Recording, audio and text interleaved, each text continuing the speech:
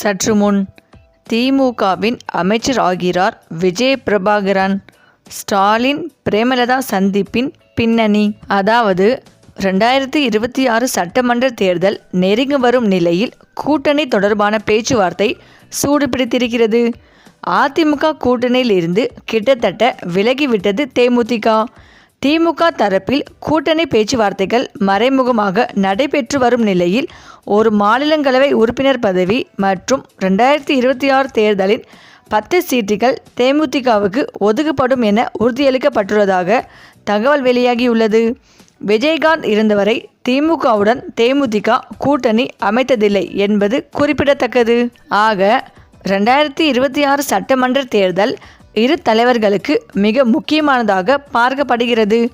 அதிமுகவை பொறுத்தவரை எடப்பாடி பழனிசாமி தன் மீதான தொடர் தோல்வி விமர்சனங்களுக்கு முற்றுப்புள்ளி வைக்க வேண்டும் என விரும்புகிறார்.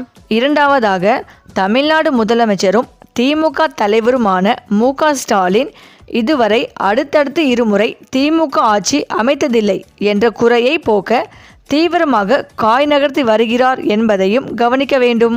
தமிழகத்தை பொறுத்தவரை கூட்டணி கட்சிகள் இல்லாமல் பிரதான கட்சிகளான அதிமுக, திமுக வெற்றி பெற முடியாது என்ற சூழல் நிலவுகிறது.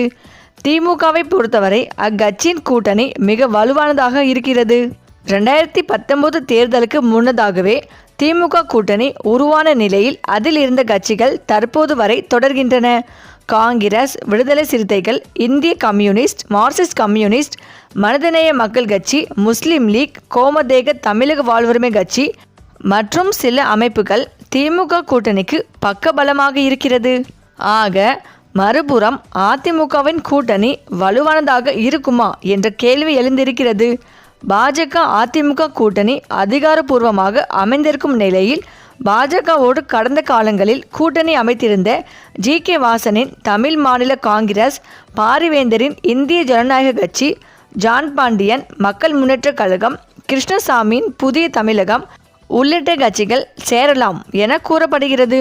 பாமகவும் அதிமுக கூட்டணிக்கு வரலாம் என்றும் சொல்லப்படுகிறது.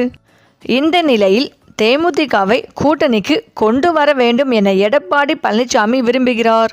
2024 மக்களவைத் தேர்தலில் அதிமுக தேமுதிக கூட்டணி இருந்தது. ஆனால் அதற்கு பிறகு நடந்த சில மாநிலங்களவை உறுப்பினர் தேர்தலில் எம்பி சீட்டை தங்களுக்கு வழங்க வேண்டும் என தேமுதிக வலியுறுத்தியது. ஆனால் எடப்பாடி பழனிசாமி அதற்கு சம்மதிக்கவில்லை. இதனால் அதிர்ச்சியில் இருக்கும் பிரேமலதா விஜயகாந்த் கிட்டத்தட்ட அதிமுக கூட்டணியை விட்டு விலகிவிட்டார் என்று சொல்லப்படுகிறது. மேலும் திமுகவுடன் மறைமுக கூட்டணி பேச்சுவார்த்தைகள் நடைபெற்று வந்ததாக தகவல் வெளியான நிலையில் தற்போது கூட்டணி கிட்டத்தட்ட உறுதி செய்யப்பட்டு விட்டது என்கின்றனர் தேமுதிக வட்டாரத்தினர். மாநிலங்களவை உறுப்பினர் சீட்டு தராத நிலையில் கடந்த மாதமே திமுகவுடன் கூட்டணி பேச்சுவார்த்தைகள் தொடங்கியதாகவும் அதன் வெளிப்பாடாகத்தான் முதலமைச்சர் ஸ்டாலினை பிரேமலதா நேரில் சந்தித்து பேசினார் என்பதும் சொல்லப்படுகிறது.